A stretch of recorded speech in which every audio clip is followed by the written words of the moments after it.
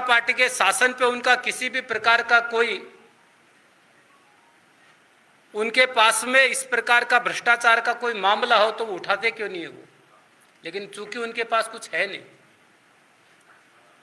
और जैसा प्रधानमंत्री जी ने कई बार स्पष्ट किया, गृह मंत्री जी ने स्पष्ट किया, हमने एजेंसियों को स्वतंत्र रूप से काम करने का अवसर दिया है, और जब एजेंसियां स्वतंत्र रूप से काम कर रही है और जो लोग देश की संपदा को लूट रहे थे उनको गिरफ्तार कर रही है, तो इन सब तमाम नेताओं के पेट में दर्द हो रहा है।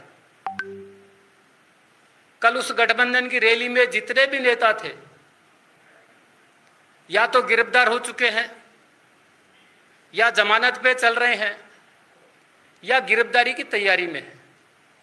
इस 3 श्रेणी के लोग उस पूरी रैली में थे, और उससे ये लगता है कि ये पूरा गठबंधन एक प्रकार से भ्रष्टाचारियों को बचाने के काम में लगा हुआ है। मैं आपके माध्यम से देश की जनता को अवगत कराना चाहूंगा, नरेंद्र मोदी जी की सरकार कृत संकल्पित है देश के लिए, 140 करोड़ लोगों के लिए। जो मोदी जी ने कहा वो आज भी दृढ़ता के साथ वो कह रहे हैं, न खाऊंगा न खाने दूंगा। जिन्होंने भी देश की संपदा को लूटा है, ऐसे लोगों को जेल जाना ही होगा। और इसलिए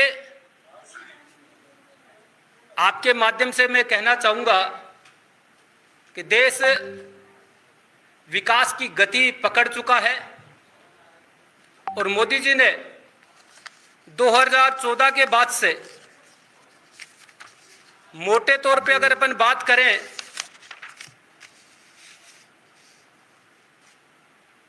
तो इस देश को एक नई दिशा 3 तरीके से दी है।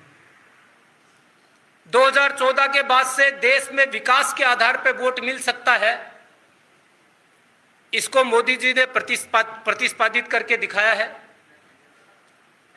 गरीबों का कल्याण हो सकता है, ये पिछले 10 साल में मोदी जी ने करके दिखाया है।